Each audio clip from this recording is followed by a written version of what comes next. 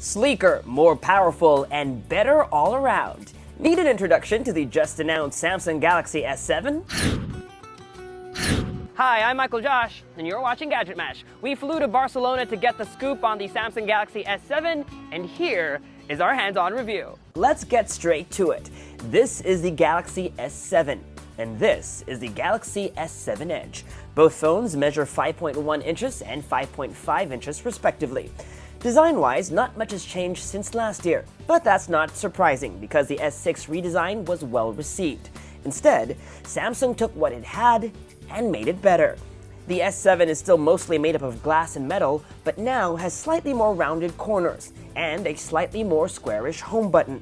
The display has an even narrower bezel, meaning it's flushed against the sides of the phone. Button and port placements are the same, volume rocker on the left and power button on the right. Micro USB charging port, headphone jack, speaker grills, and microphone on the bottom. Notice, no USB Type-C. Moving on, up top you'll see there's a SIM card tray, but no IR blaster. But here's some good news. The SIM card tray has an extra slot for a microSD card, meaning Samsung is bringing back that once curtailed option for expandable storage. The phone supports microSD cards of up to 200 gigabytes. But the biggest design change can be seen and felt once you turn the phone around. The back of the S7 is now curved. Samsung is calling it 3D glass, resulting in a phone that's easier to grip and one that feels thinner than it actually is. The unsightly camera bump on the S6 has been shaved down significantly. One final design change is another returning feature, skipped on the S6. The S7 has an IP68 rating, meaning it's waterproof and dustproof. You can shower with your phone or swim up to depths of 1 meter for 30 minutes. While the S7 still has a non-removable battery, Samsung's made sure that this time around, the phone has a bigger battery, up to 3,000 mAh on the S7 and 3,600 mAh on the S7 Edge. Samsung is also improving the S6's already impressive camera. The company is touting a new feature called dual photo diode, something seen on high-end DSLRs like the Canon 70D. The promise is even better low-light performance and even faster autofocus. We spent some time with the camera and were pretty impressed by focus speeds. Also worth mentioning, my favorite feature on the S6, double pressing on the home button to start up the camera still works, and camera launch time is as fast as ever. Samsung is making a bold move this year, cutting down on megapixels from 16 on the S6 to only 12 on the S7, but this is actually a good thing because each individual pixel is larger and shots, theoretically, should be better. The selfie camera also gets a fill-in flash, although we're not sure if, like on the iPhone 6s, it adjusts based on ambient light conditions. In our tests, we only got a warm white flash.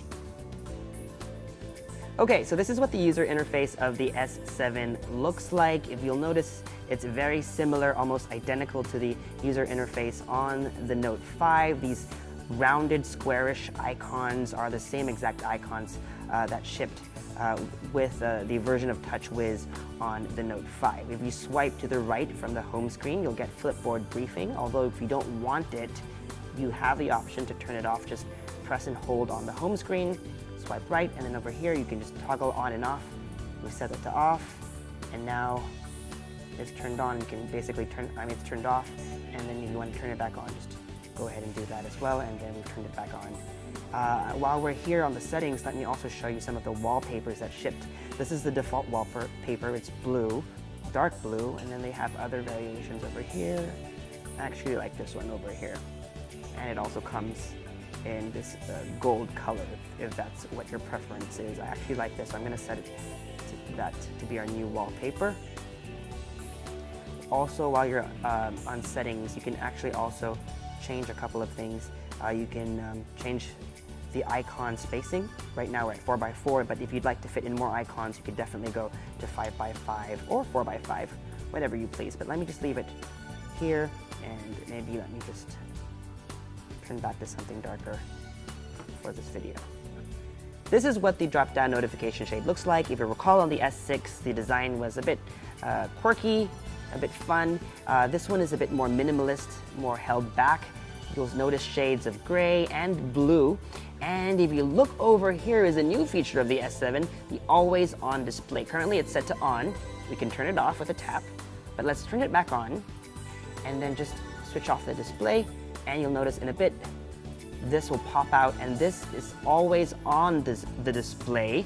Samsung has actually patented or registered the use of always on, so they kind of own that trademark. It's 11:17 a.m. That's the time, that's the date. You have the battery levels over here, and if you had missed calls or incoming messages, the count would appear underneath the time over here. And like I said, it's always on the display, but it consumes very little power. Samsung says less than 1% of battery per hour. Let's go ahead and dive into the app drawer. Again, very similar, and we're actually pleased to see that there is hardly any bloatware. There are a couple of Samsung apps like S Health and S Voice, and there are built-in Google apps as well as a suite of Microsoft apps, including Word, Excel, and PowerPoint. And last, let's take a look at the settings menu. Again, very similar to the settings menu on the Note 5. You can search. For example, I was looking for storage earlier. And as you can see, this is a 32 gigabyte phone, and out of the box it has it's used about 7.82 gigs, so there's about 24.18 gigabytes available. Last thing I want to show you is the version of Android. If you go into software info, you'll find that it runs Android 6.0.1 out of the box, and that is Marshmallow. And you press and hold. Let me see. There you go. You have an Android version of Flappy Bird. Gamers will actually love this new feature. It's an app called Game Launcher, and it's basically a way to put all your games, to organize all your games in one place.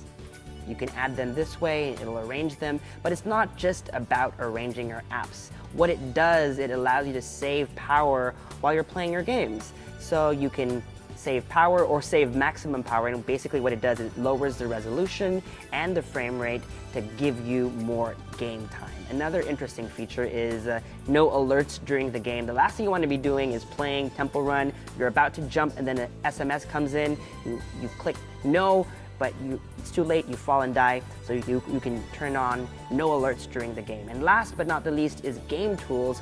I can't show you that now because I don't have any games installed, but basically what it allows you to do is take screen grabs or even recordings of gameplay itself. If you're a YouTuber, this is a perfect tool for that. On the Galaxy S7 Edge, you'll notice that the Edge screen has been updated. Now there are 2 columns. The Edge screen just used to be over here. Now this entire thing has the Edge screen functionality, up to 10 different app icons or app shortcuts. But it's not just about app shortcuts anymore. If you swipe again, is a new feature called Tasks Edge. So it's not just summoning a specific app, but an action within an app. For example, being able to take a selfie, launching the camera and taking a selfie, or launching the messaging app and composing a message. You can go in and add other tasks. For example, launching the stopwatch from within the clock app, or for example, opening a new tab from within the browser. Right now, for now, as you can see, these are all Samsung default applications, but Samsung says they're opening up this feature to third-party developers, so soon your favorite apps may be able to give you extra functionality for Tasks Edge.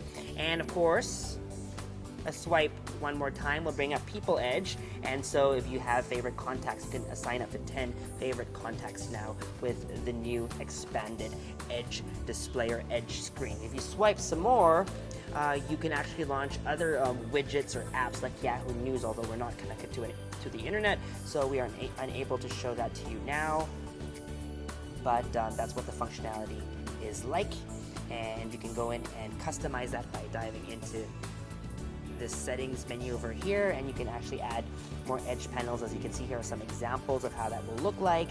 This looks like Flipboard. Over here is a stock ticker of sorts. Sports scores, you can add those in over there. And they all are provided by, this is provided by Yahoo Finance. And of course, you can also include the weather, but I don't think that will work because we are not connected to the internet at the moment. But those should load over here if you set it up that way. And that was our hands-on with the Samsung Galaxy S7 and S7 Edge. We've got a lot more coming from Mobile World Congress, so make sure to subscribe to our YouTube channel, like our Facebook page, and follow Gadget Match elsewhere on social media. Until next time, I'm Michael Josh. Thanks for dropping by.